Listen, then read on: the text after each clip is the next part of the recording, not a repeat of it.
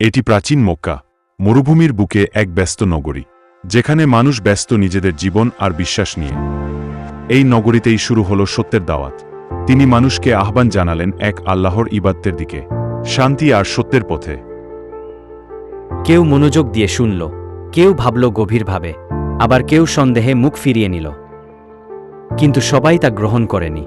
কেউ কেউ উপহাস করল, বিদ্রূপ করল, আর সত্যকে অস্বীকার করল। বিশ্বাসের কারণে শুরু হলো নির্যাতন, অত্যাচার আর কষ্টে ভরে উঠল মুমিনদের জীবন।